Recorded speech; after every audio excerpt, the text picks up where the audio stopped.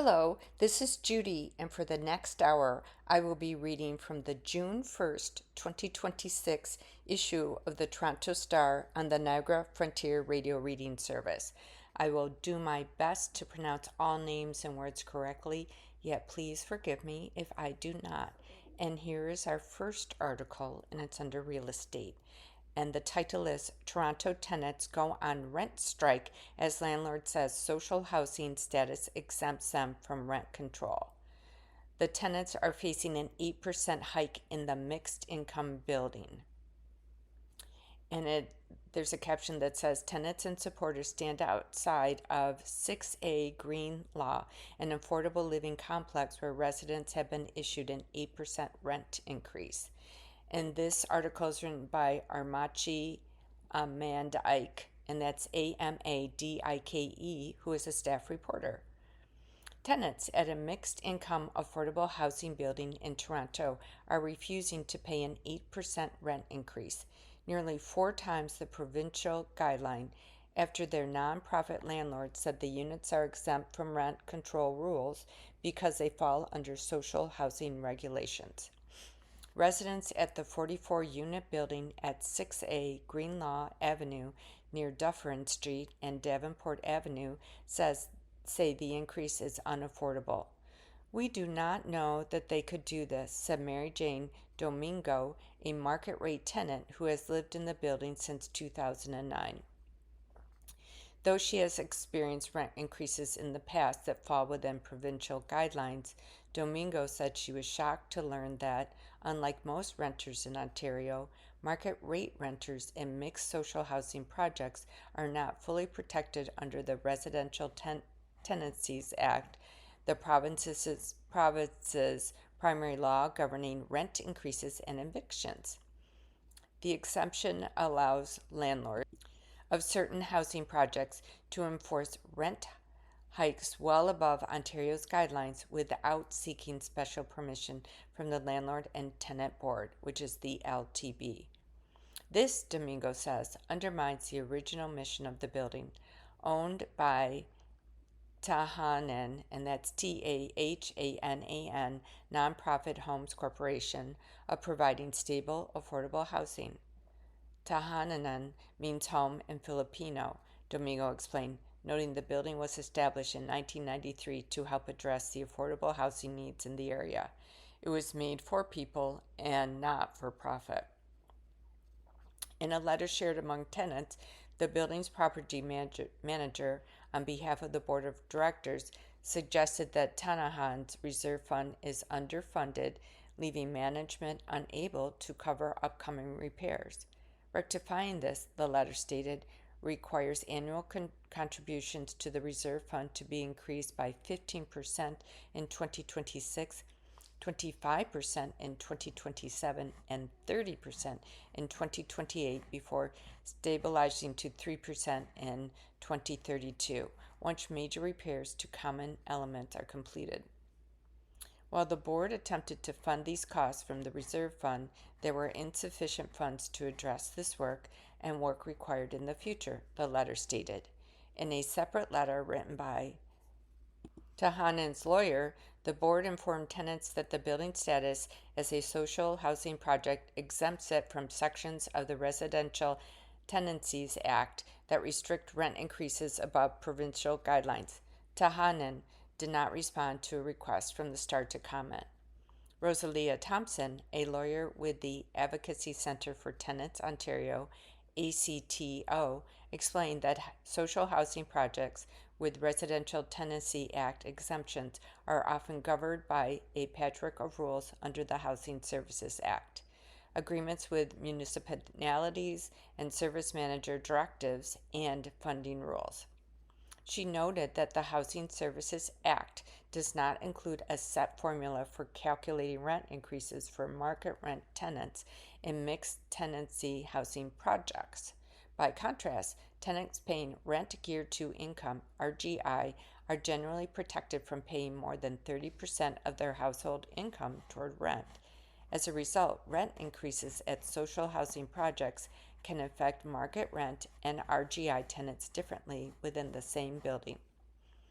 there may very well be rules in place to restrict how much market rent tenants can have their rent raised in social housing projects, Thompson said, but there also may not be.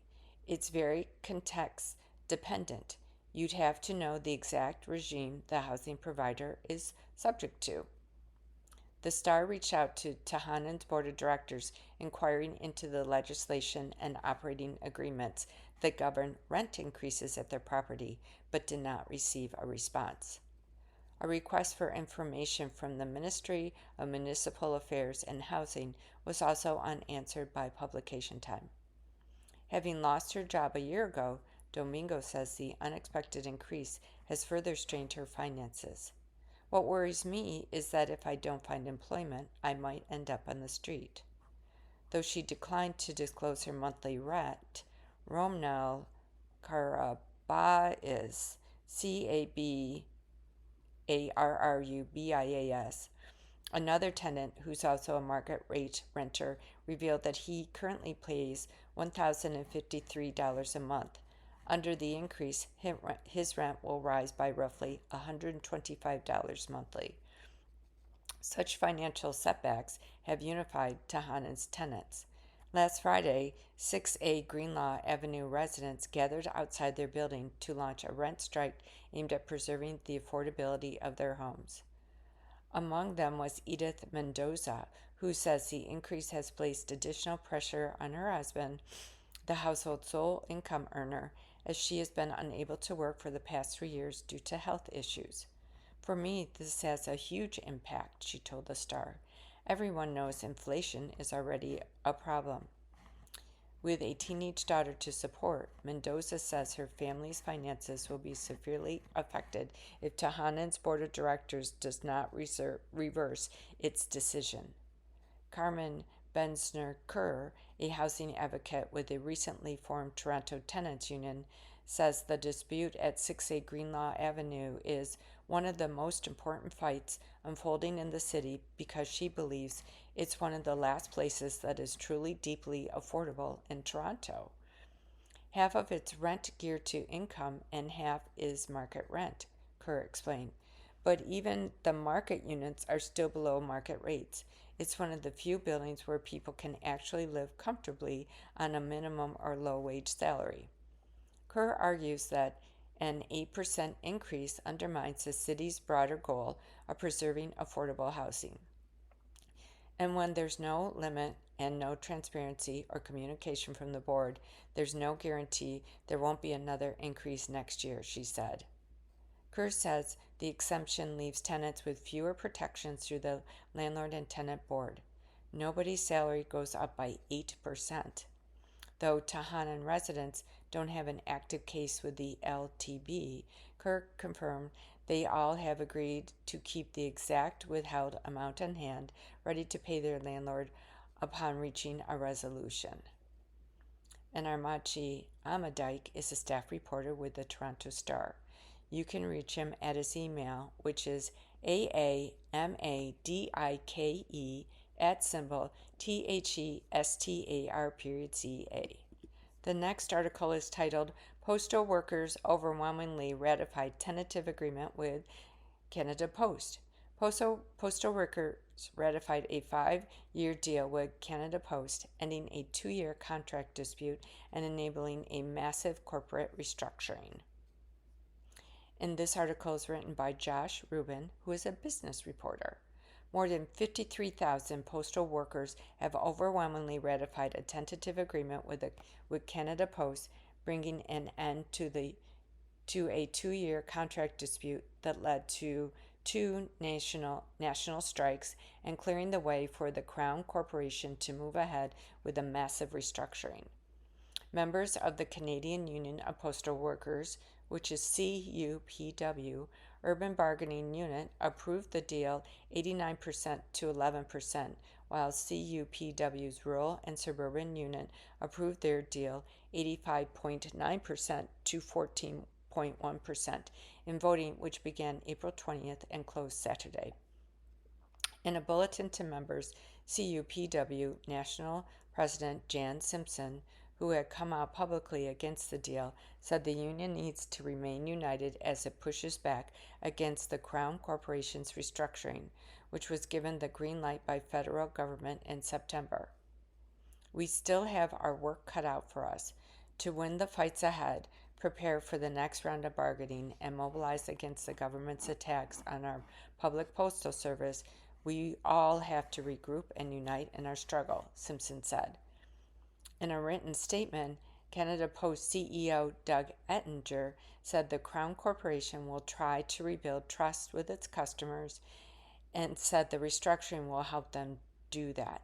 Thank you to Canadians and businesses large and small for their patience over the last 2 years.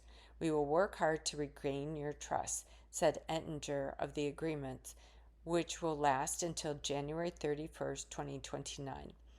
The new agreements are critically important as the corporation moves ahead with its transformation to return to financial sustainability and better meet the modern needs of the country. The agreement is for a 5-year deal with wage increases of 6.5% and 3% in the first 2 years and increases to match inflation in the final 3 years. The agreement also maintains job security provisions for mail carriers. Brock University labor studies professor Larry Savage said the large majority is a sharp rebuke to Simpson and showed a significant disconnect between the national president and her membership. Postal workers, said Savage, likely voted to approve the deal because they'd been ground down by 2 years of hard bargaining, which included 2 national strikes, a forced vote last year, and the federal government giving the green light for postal restructuring. I think postal workers have been worn down by an exceedingly difficult round of bargaining, said Savage. The union was divided. Canada Post was struggling, and the federal government has mandated sweeping restructuring. Given the context, I think the workers simply came to the conclusion that a strike wouldn't get them any further ahead and might even leave them worse off in the long run. And Josh Rubin is a Toronto-based business reporter. Our next article is under personal finance, and the title is Big Changes Are Coming to Ontario Auto Insurance on July 1st. Will you be covered? Experts caution the opt-in model could expose some drivers to huge financial risk. And Ontario drivers will soon have to opt into some accident benefits that were previously included in every insurance policy.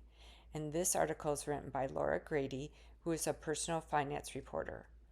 Buckle up, Ontario drivers. As of July 1st, 9 out of 12 standard auto accident insurance benefits are becoming optional. With these new a la carte options, while these new a la carte options are meant to give consumers more choice, some experts worry. Ontarians will opt out of crucial coverage to save money, which could cost them greatly in the event of an accident. The government said it's making these changes to provide Ontario drivers with more flexibility, as some already pay for the benefits through an employer or private insurance plans. Our government is providing drivers with greater choice and convenience when purchasing auto insurance so they can choose the right policy that fits their needs. Sarah Chapin, Director of Strategic Communications and Issues Management for Ontario's Finance Minister Peter Bethlenfalvy, and that's Bethlenfalvy, said in an email to the Star. But these changes mean consumers have to make some difficult trade-offs between modestly lower premium costs and taking on additional risk. Many consumers have savings at the forefront of their mind, but it's important to consider what coverage they could lose in the process of saving, said Daniel Ivins, an insurance expert for Rates.ca. As soon as coverage is declined, that means that exposure has opened up. Here's what Ontario drivers need to consider about their auto insurance policies. What's optional and what's not? The following auto accident benefits will become optional: income replacement benefits, non-earner benefits, caregiver benefits, lost educational expenses, expenses of visitors, housekeeping and home maintenance, damage to personal items, death benefits, and funeral funds. Standard medical, rehabilitation, and attendant care benefits will continue to be included in all auto insurance policies, which cover medical expenses, therapy, personal care, assistance for injuries from an accident, including doctor visits, physiotherapy, and help with daily activities such as bathing. How will insurance premiums change? Choosing to forego these optional benefits may impact insurance premiums, which means Ontario drivers on a tight budget may choose not to opt in. Morgan Roberts, Vice President of RH Insurance, says removing all of the optional auto accident benefits will save Ontarians approximately $100 a year. That's around $8 a month. That's a very small price to pay in income loss, she says, adding that death and funeral costs can also be costly. Amanda Dean, Vice President of Ontario and Atlantic for the Insurance Bureau of Canada, which is the IBC, says the premium difference won't be significant, but points out that the cost will depend on the insurer. During the 12 months after July 1st, when policies renew, we'll see how the system works in terms of cost, she said. Who should opt in and who should opt out? Ontarians who are purchasing a policy on or after July 1st will have to opt in to the optional accident benefits they want to purchase. Make sure you ask your insurance agent or broker which benefits are included in your quote. If your policy comes up for renewal, you should hear from your broker via letter mail, email, or phone, and your broker will discuss whether you want to opt out of the optional benefits, Dean says. If your insurance agent or broker is unable to reach you, your current policy will renew automatically with your current coverage and limits. You will then need to agree in writing to decline the benefits or make changes to them. People who are most concerned about saving money usually need the most coverage, Ivan said. If saving $5 to $30 a month is meaningful and impactful at a household level, then a loss of thousands of dollars is going to be potentially devastating. If someone is unable to work as a result of a car accident, income replacement benefits, which Ivan says typically cost $10 to $20 a month, can provide up to $1,000 a week. For some Ontario drivers, it might make sense to opt out of some of the benefits. For example, Robert says someone who is retired likely won't need income replacement. It's critical you find out whether you already have certain coverage through your private health plan or workplace benefits to avoid coverage gaps. What new changes mean for pedestrians not covered by insurance?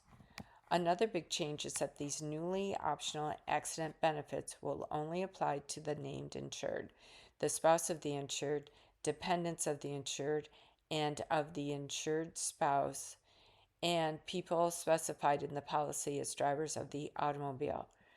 That means if a pedestrian or cyclist is hurt in an accident, the driver's standard no-fault coverage will apply, but the pedestrian will have to rely on their own auto insurance policy for optional accident benefits. Harvey Nagali, and that's Nagle, consumer advocate and former senior policy advisor with the Ontario Ministry of Finance, says he's concerned for gig workers like food delivery cyclists who could be hit without coverage. For someone who ends up in the hospital or homebound for 6 months without insurance, he says the only prospect they would have to get compensated would be to take the driver to court. Jay Ralston, president of the Ontario Trial Lawyers Association, says people who are injured and don't have their own optional auto insurance benefits will almost certainly be required to rely on a public purse of some sort for benefits. Seek out information and speak to your broker about your needs. Ralston is concerned that consumers will end up without the coverage they need at the time they need it the most. We're most concerned with a lack of public education on the choices. He adds, if we had our preference, they would not go to opt-in benefits. We would prefer to see them as opt-out so that you had to consciously choose not to take a benefit. The Ministry of Finance's chaplain said in an email that the Financial Services Regulatory Authority of Ontario, which is the FSRA, the Insurance Bureau of Canada, IBC, and the Registered Insurance Brokers Association of Ontario, which is the RIBO, have published materials to help insurers and brokers better understand the upcoming changes and to assist consumers in understanding their coverage choices. The IBC's dean says brokers and agents have gone through consistent training around what these new policies will look like. She says the IBC's information page on auto reforms in Ontario received 90,000 clicks in just 1 month, which tells her people are seeking out information. The IBC has also provided MPP offices with information cards. We are genuinely working to get the message across that we purchase insurance for those what-if scenarios, Dean says. Taking a look at your personal situation and what you would need if involved in a collision is absolutely critical. Every expert intervened for this article emphasized the importance of Ontario drivers having in-depth conversations with their insurance agent or broker about their needs to make sure their costs would be covered in the event of an accident. Steve Ralston, senior counsel and lawyer at Raston Gluckstein Lawyers, says to ask your broker to explain exactly what each optional benefit covers and how much each one will cost you so that you can make an informed choice about whether you want them. People need to risk check their own lives and say, if I get in a car crash and all of a sudden I can't work and I have no coverage, is it going to ruin me or not? Keep in mind that as of July 1st, auto insurance will pay first for medical or rehabilitation benefits, including medication costs, for injuries sustained in an accident before your workplace or private health plan benefits kick in. If you're trying to save money, Robert says to reach out to an insurance broker to see if there are other ways you can save. For example, if you used to have an hour-long commute to work and now you work from home, that change in mileage could lower your premium. The IBC and the Financial Services Regulatory Authority of Ontario, which is the FSRA, have information on their websites that explain what each of the 9 optional benefits encompass. Consumers with questions about the changes can reach out to the IBC through its consumer information line at 1-844-227-5422. Once again, that number is 1-844-227-5422. You can change your optional accident benefits at any time. So if you have a change of heart or if your circumstances change, having a child or starting a new job, you can contact your insurer, agent, or broker to submit your options. Just keep in mind that only the coverage in place at the time of the auto accident will apply to your claim. And Laura Grady is a personal finance reporter for The Star. You can reach her at her email, which is lgardy@THESTAR.ca. Our next article is under Quebec, and it's Quebec politicians denounce white supremacist gathering in Shawinigan. Montreal, Quebec politician leaders are denouncing a white supremacist rally held Saturday in Shawinigan in Quebec's Maurice region. And this article is written by the Canadian Press. Quebec political leaders are denouncing a white supremacist rally held Saturday in Shawinigan in Quebec's Maurice region. Masked individuals displayed a banner reading, "I remember white Quebec," near the city's cenotaph. Quebec Premier Christine Frichette says that racist messages have no place in Quebec society.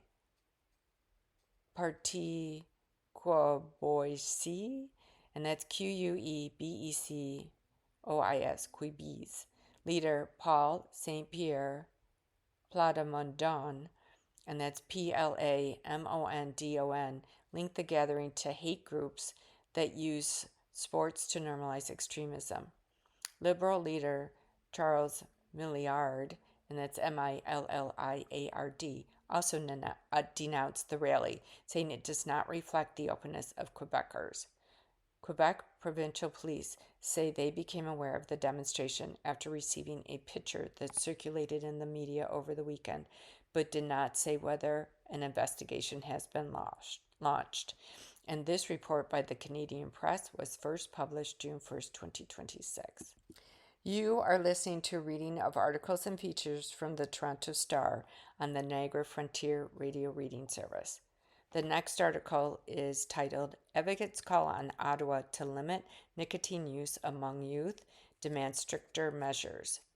Several health organizations are urging the federal government to bring down nicotine use among Canadians to less than 5% of the population by 2045 as vaping among youth rises.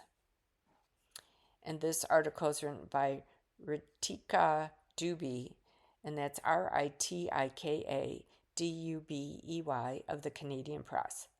Several health organizations are urging the federal government to bring down nicotine use among Canadians to less than 5% of the population by 2045 as vaping among youth rises. Les Hagan, Executive Director of Action on Smoking and Health, says nicotine use has grown exponentially among Canadians aged 25 and under, which he says is a huge concern. Hagan said several published systemic reviews had shown that vaping creates a nicotine pathway in the brain, making them addicted to the substance, which makes youth more susceptible to starting smoking cigarettes. If that can't be satisfied by nicotine products like vaping products, they will find other ways to satisfy those cravings, including smoking. A Statistics Canada report published last year shows 15% of students in grades 7 to 12 reported vaping in the past 30 years in a 2023-2024 survey. That jumps to 27% of grade 12 students who say they used a vape over a 30-day period. The rate of vaping among 12th graders far outpaces the overall national consumption levels. A 2022 Statistics Canada report found 18.2% of Canadians aged 15 years and older had ever vaped. That is stunningly high, said Rob Cunningham, Senior Policy Analyst at the Canadian Cancer Society. There are several reasons why vaping has been concentrated among youth, Cunningham said. It's less expensive than cigarettes and is available in many flavors in most provinces, an important factor why vaping is so popular among youth. Unlike cigarettes, vapes don't come with graphic pictures and health warnings on their packaging, while social media influencers often promote them, he said. Vapes have a much higher level of social acceptability compared to cigarettes, and there's a certain coolness associated with them, he added. Michael Chaitin, and that's Chaiton, Associate Professor at the University of Toronto, said while the full impacts of vaping on health aren't known yet, it's still harmful. E-cigarettes on their own are associated with risk, he said, especially when it comes to respiratory and cardiovascular issues. The consensus among many health organizations to reduce nicotine consumption comes from a 2-day roundtable on reducing tobacco and nicotine use in Canada held ahead of World No Tobacco Day on Sunday. That's in addition to the existing national target set in 2016 to reduce the overall tobacco use rate to less than 5% by 2035, which was later formally adopted by Health Canada. Canada is actually making good progress towards reducing tobacco use, Hagan said. We're actually trending towards less than 5% by 2035.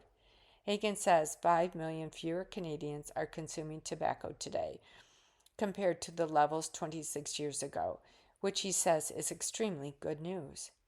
However, he demanded stricter measures against vaping products, such as flavor restrictions, more health warnings on packaging, and a ban on online sales. Higher taxes on nicotine products and extending smoking restrictions to vaping can also help deter nicotine consumption, he said. We need better alignment between our highly effective regulations on tobacco with our totally inadequate regulations on vaping products, Hagan said. Health Canada says vaping products can help people quit smoking, and switching completely to vaping is less harmful than continuing to smoke. But it also says that no vaping products have been approved as cessation aids, and vaping is not harmless and not intended for young people. It says children and teens are especially susceptible to the harmful effects of nicotine because brain development continues through adolescence and into early childhood. Cunningham said the goal to curb nicotine consumption among youth is achievable, though difficult. It is a challenge because the rates of youth and young adult vaping and nicotine pouch use are much higher than adults as a whole, he said. It all depends on how quickly and how extensively governments implement measures. This report by the Canadian Press was first published May 31st, 2026. The next article is under GTA, and the title is Toronto Police Seize More Than $3.5 million worth of fake soccer jerseys ahead of World Cup. Police billed the announcement as the largest seizure of counterfeit soccer merchandise in Canadian history. And this article was written by Gabriel Hilty, Hilty, who's a staff reporter. More than 16,000 fake jerseys and merchandise have been seized in what police are calling the largest seizure of counterfeit soccer merchandise in Canadian history, just weeks before the launch of the FIFA World Cup in Toronto and across North America. At a news conference at Toronto Police Headquarters on Monday, Deputy Chief Robert Johnson said counterfeit merchandise with a street value of more than $3.5 million was secured in the investigation. Our officers seized thousands of knockoff sports merchandise, including jerseys and flags, Johnson said. This was a large-scale operation designed to exploit fans and take advantage of their love for sports, he said. Fraudulent merchandise sent to retail stores.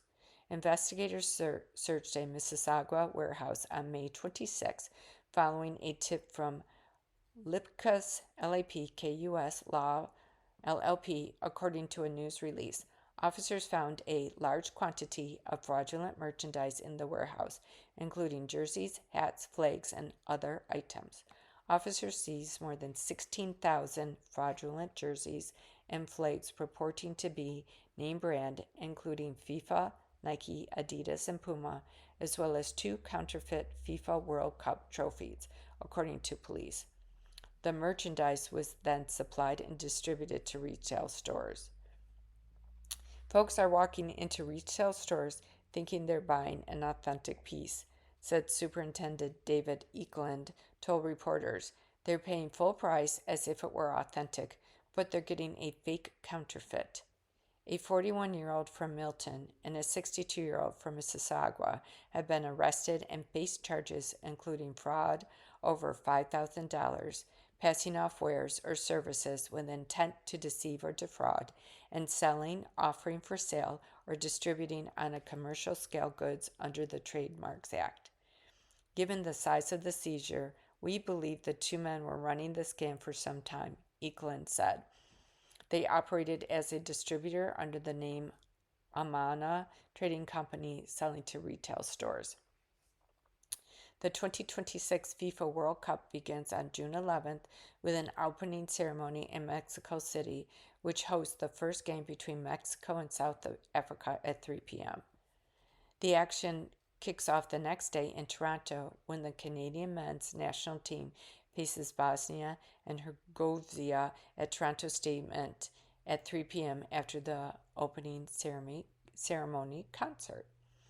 And Gabriel Hilty is a staff reporter with the Star. You can reach him at his email, which is GHILTY @THESTAR.ca. This next article is under sports, and the title is De Rosario partners with app to help young soccer players raise money where kids can be seen. Growing up in Scarborough, Canadian soccer star knows a thing or two about parents struggling to get their kids to play sports because of the cost. And this article is written by Kevin McGran, who is a sports reporter.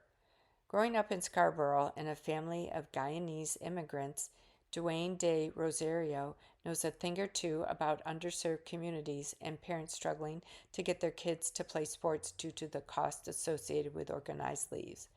So the Canadian Sports Hall of Famer has teamed up with Link Sports, a crowdfunding app that has seen some success in Brazil getting money into hands of kids to help them buy the equipment they need to play the sport they love.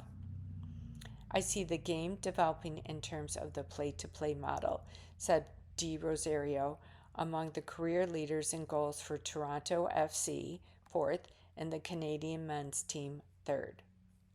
This gives an opportunity for kids in underserved communities an opportunity to be seen internationally or to just be seen in general. Who knows where it takes them? Link Sports copies somewhat the LinkedIn model. Players put in a profile, their abilities and achievements. Anyone from scouts to recruiters to fans can follow them, said Link Sports CEO Nissan Mondajem, Mondajem, in announcing the partnership with De Rosario. It's just soccer now, but other sports, including hockey, are in the plans as well. It seeks to address what he sees as a lack of equal access to sports opportunities when costs can be prohibitively high. With the app, fans or supporters can donate money to the young players they want to support. Link Sports, a for-profit organization, takes a 30% cut, but the rest goes directly to the chosen player as a gift card. There's a component for big companies to get on board with sponsorship dollars spread among young athletes. It's called micro sponsorship, said Monda Gem. It uses micropayments from fans to support players. Gift cards are looped payments. They are dedicated. So in Canada, we will use the infrastructure of payments for gift cards for retail dedicated to sports gear. The kid decides if he wants Adidas or Nike. The user can support the young athlete they like, but the platform uses AI to rank players by ability and other metrics. In our experience, fans pick the best players on the roster. For young athletes, there's double motivation. A young player getting financial support, from strangers no less, is more likely to try harder to excel, said Monda Gem. At the same time, the app gives them the chance to be noticed as they climb the rankings based on results. De Rosario was discovered at 14 on the pitches in Scarborough, though he turned down the chance to play at AC Milan, waiting until 17 to turn pro. People always ask me, what's the pathway to get to the next level? There is no pathway, he said. It's a scramble.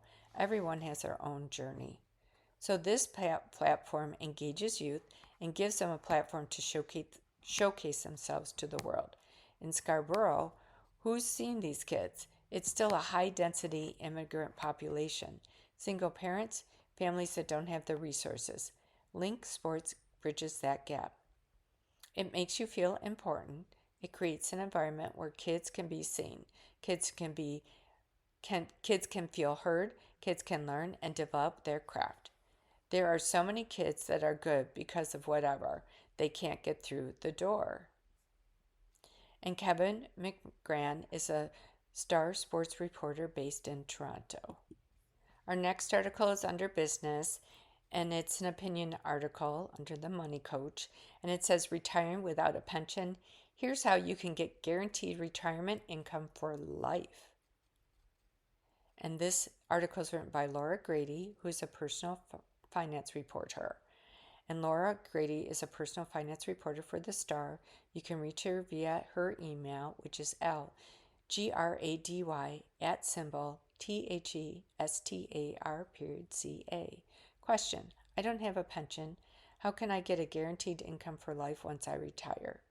Answer: if you don't have a defined benefit pension plan through work, you may want to consider purchasing an annuity or get guaranteed income throughout your retirement. An annuity is a financial instrument with ancient roots, said Alexandra McQueen, CFP and Vice President of Learning, Development, and Professional Practice at FP Canada. It is surprisingly underutilized, she said. It's essentially a contract with a life insurance company where, in exchange for a lump sum of money or multiple payments over time, the insurance company will pay you regular guaranteed income for either a fixed period of time or for the rest of your life. If you have an RRSP, you can use the accumulated funds to buy an annuity once the RRSP matures, usually by age 71. Depending on the type of annuity you choose, you may receive income payments at different frequencies, from once a month to once a year. Typically, people who expect to live longer than average buy annuities to supplement their income, McQueen says. Let's say you spend $100,000 on a life annuity at age 65 and you receive $500 per month. By age 82, you would get your $100,000 investment back and then continue to receive $500 per month until you die. There are many kinds of annuities, but two of the most common types are term certain annuities, which provide guaranteed income for a set number of years, and life annuities, which provide guaranteed income for life. In the latter case, payments stop when you die.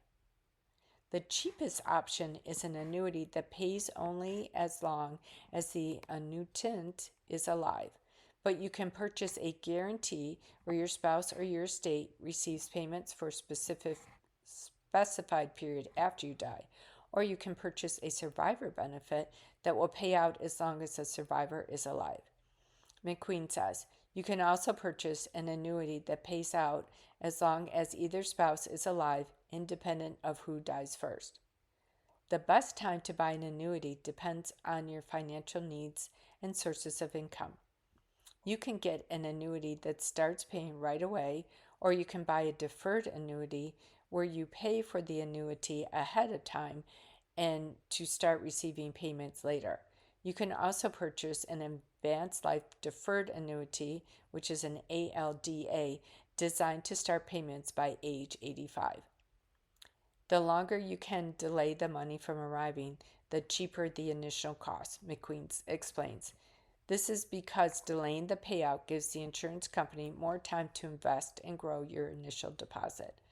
Plus, you'll be older when the payments begin, which means the insurer expects to make fewer total payments over your remaining lifespan. McQueen points out there are many different providers or variables that can influence what the annuity pays and under what circumstance it pays, and those factors will impact the cost. How much you receive from an annuity depends upon multiple factors, including your gender and age, the amount of money you invest, and the type of annuity. The amount also depends on prevailing interest rates, McQueen says. In a high interest rate environment, you'll get more. Before you buy an annuity, you need to determine if you want the annuity to continue to be paid to a beneficiary or your estate after you die. You also need to decide if you want regular income payments or payments that will increase or decrease regularly. You should also consider rising costs over time. If you buy an annuity that pays $1,000 a month today and you think you might live another 20 or 30 years, McQueen says it's important to buy inflation protection so that the amount being paid out increases over time. If you purchase an annuity inside your RRSP, the payments will be fully taxable, just like RRSP withdrawals. If you purchase an annuity with non registered funds, McQueen says only the interest portion of the payment is taxable. There are many decisions that you need to make when it comes to choosing an annuity, McQueen says. There are pros and cons with each type. An insurance licensed individual who is familiar with the annuities market can guide you through what the right choices are. And Money Coach is a bi weekly feature that helps Canadians find helpful solutions to personal finance challenges. Our next article is under Food and Drink, and the title is The Etobicoke Deli Feeds the Balkan Community. Now it's turning Bosnia versus Canada into a World Cup block party. 30 years after arriving as refugees, the family behind Marovic, and that's Marakovic, it's Mrakovic, Fine Foods, is racing for bittersweet World Cup milestone. And this article is written by Karen Liu, Liu, who is a food reporter. It has been 12 years since Bosnia and Herzegovina's national football team last played in the FIFA World Cup, and its opening match just happens to be against Canada on June 12th. While much of the attention leading up to the kickoff will focus on Toronto Stadium, BMO Field, and one Etobicoke butcher shop is hoping to bring the celebration closer to home. We're trying to get the players to come here, said Amir Marovic, Mrakovic, 44, who along with his brother Adis, 45, runs Marovic Fine Foods, a Balkan butcher shop and grocer their parents founded more than 2 decades ago. They're supposed to be in training at nearby Centennial Park. It will be a dream if they come here for some cevapi, Cevapi. For the brothers, the World Cup is more than a sporting event. It's a chance to celebrate both Bosnian heritage and Canadian identity with the neighborhood that helped build their family business. The store's parking lot at 44 Wellsworth Drive will be turned into a mini block party with a 26-foot screen showing the match, face painting, popcorn music, and of course, lots of Balkan food. We're from Bosnia, but we're Canadians too, said Adis. On whether he's hoping for a Canadian or Bosnian victory, it will be a happy and sad game. Despite being tucked deep inside a residential neighborhood in Etobicoke, bordered by Highway 427 and Highway 401, Marovic has become a destination through word of mouth alone. The shop draws Balkan families searching for familiar flavors, construction workers lining up for hearty lunches, and younger residents discovering the region's cuisine for the first time. We're almost a cultural host because we want to show our culture by not just inviting Bosnians but everyone, says Adis. It's a full circle. We left Bosnia. Now the football team is coming, and now we're bringing everyone together with food. The star here is the cevapi, the national dish of small, grilled, caseless beef sausages stuffed in a warm flatbread called lapina, served with sides of chopped raw onions, house-made kajmak, which is Kajmak, a thick and tangy clotted cream, and avar, Ajvar, a sweet roasted red pepper condiment common in Balkan cuisine. There is also sak, tender veal, potatoes, and carrots cooked for 4 hours in a large cast iron skillet. The burkels, Bureks, flaky stuffed phyllo served in long tubes or coils, come stuffed with combinations of beef, potato, cheese, and spinach. Adis grabs a bottle of thick, drinkable yogurt from the fridge to pair with this potato burek. Despite the meat-heavy menu, There are a few meatless options, including an apple stuffed burkek for dessert.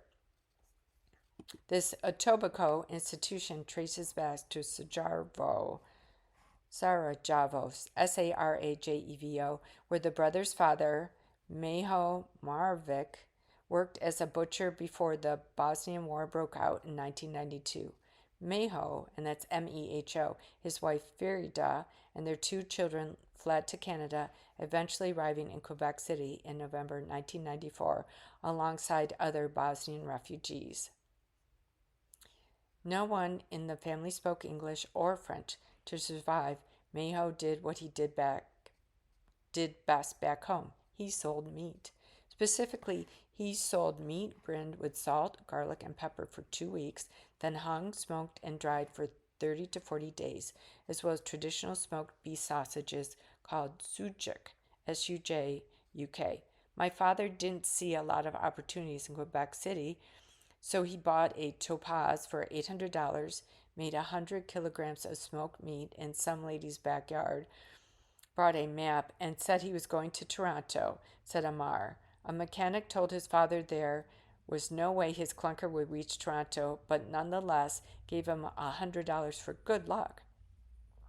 He got off Islington and went north to a coffee time where there was a large Croatian and Bosnian community. He did a few more trips and decided to move there after a couple months with us, Amir said. Can you imagine doing that now? It shows how strong he was mentally. He was under a lot of pressure. As New Torontonians, Meho worked as a butcher for St. Helens Meat Packers while still making smoked meat on the side. In 2003, at 49 years old, Meho took over an old fish and chip shop and turned it into the Moravik Fine Foods, turning his side job into a full-time career. By then, Etobicoke already had a growing Balkan community. Institutions such as the Bosnian Islamic Center was established in 1973, gave residents a community base. Many Bosnians are Bosniaks or Bosnian Muslims, and all of Moravik's meat products are halal, and that's Halal. Dozens of nearby businesses spawned to cater to the community. Now the area counts restaurants such as Sarajevo, and that's Sarajevo Grill, and Meat, Bohemi, which is Bonimi, specializing in Serbian cuisine, known as Barak, and Balkan Grill, alongside food shops like Old Mill Pastry and Deli, Starry Grand, and Balkan Express. Moravik has since expanded St. Etobicoke with a second store in Oakville along a 10,000 square foot production kitchen to keep up with the wholesale demand for its cevapi and kebabs sold at mainstream supermarkets like Loblaws and Costco. Despite the growth, the brothers say their focus remains local, especially as younger families continue moving into the neighboring area. The FIFA World Cup might be a global event, but at Moravik, they are focusing on the neighborhood. And Karen Liu is a Toronto-based food reporter for The Star. You can reach him at his email, which is KARONLIU@symbol THESTAR.ca. And our last article today is under the GTA, and the title is New York Mayor Secured $50 World Cup Tickets for Residents. Why didn't Toronto do the same? And this article is written by Sadine Mohsen, Mohsen, who's a staff reporter. How much would you pay for a seat at one of the FIFA World Cup matches? As Torontonians face eyebrow-raising ticket prices for the upcoming soccer matches, New York City Mayor Zohran Mamdani has been able to secure $50 tickets for 1,000 lucky residents of his city. Why were such concessions not granted to the other metropolitan host cities, including Toronto? For Canada's June 12th World Cup opener at Toronto Stadium, hundreds of tickets are available on online reselling sites. In one instance, a pair of tickets valued at $3,000 was listed for $64,462 on StubHub. The New York effort, announced last week, was a result of months-long negotiations with FIFA, which was initially reluctant to set a precedent, The Athletic reported. The agreement also provides free round-trip bus transportation to the games held at MetLife Stadium in New Jersey.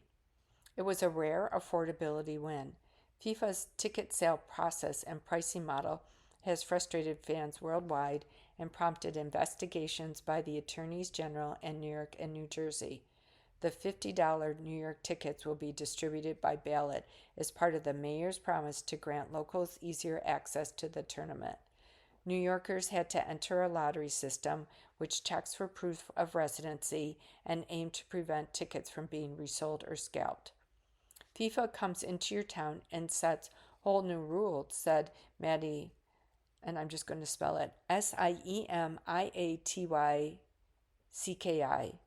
Semiatycki, professor of geography and planning at the University of Toronto. With the cost of living crisis, Mandami's ticket concessions signaled that he is constantly fighting for the betterment of his residents, which is why Semiatycki said he's been so successful amongst his constituents. He also praised Mandami's snow shoveling program, where residents could get paid $30 an hour to clear snow. It was remarkable that Mandami even knew to ask for this, said Semiatycki. Meanwhile, Torontonians have been completely priced out of the games. People would be thrilled. Semiatycki says he believes there would have been a high demand for discounted tickets from Toronto soccer fans and various cultural communities. People would be thrilled to have access to this at a price they could afford. At an unrelated press conference, Mayor Olivia Chow praised the New York idea and added that Toronto would have snapped up the tickets had FIFA offered that deal to the city. If the FIFA World Cup is willing to give us a block of tickets that are a lot lower price, we will take it anytime, she said. They didn't make that offer to us. Instead, Chow cited the city's FIFA Fan Festival, which will be held at the Fort York National Historic Site in the Bentway, as a free opportunity for residents and visitors to participate in the World Cup celebrations. The festival will offer free general admission to thousands of residents and visitors, with 500 tickets set aside each day for community organizations, said Sharon Bolenbach, Executive Director of FIFA World Cup 2026 Toronto Secretariat, the official department managing the logistics for the tournament. The city briefly considered a $10 fee admission to the fan festival back in April before backtracking. It would have been very powerful. Providing host cities with heavily discounted tickets is not a new practice, said Tijnia Redden, Redden, another assistant professor of geography and planning at the University of Toronto. But these negotiations have to begin months in advance, and political leaders need to know how to ask for them. It would have been very powerful to have a concentrated effort at all levels of government to negotiate some sort of ticket concessions for residents. Among a similar theme of affordability, Redden pointed to a series of small business programs set by Mandami recently, including one that focused on providing $26 meals at participating restaurants as an affordable food option. As for the city's political figures, Wren said she felt there was a lack of consideration as to how Torontonians would benefit from the World Cup descending onto their city, given the disruptions expected to their daily lives. If an initiative like this is such a low-hanging fruit, why didn't Toronto do it? It will cost the city $380 million to host the 6 matches at Toronto Stadium, which includes funding from the federal and provincial governments. There have to be some hard conversations about what's in it for these cities to actually host. And Sadine Moshen is a staff reporter with the Toronto Star, and you can reach her at her email, which is SAMOHSEN @ THESTAR.ca. And you have been listening to a reading of articles and features from the June 1st, 2026 issue of the Toronto Star. Your reader has been Judy, that's me, and it has been such an honor and pleasure to read to you. I hope you have a most wonderful day and take care of your amazing selves. Thank you so much.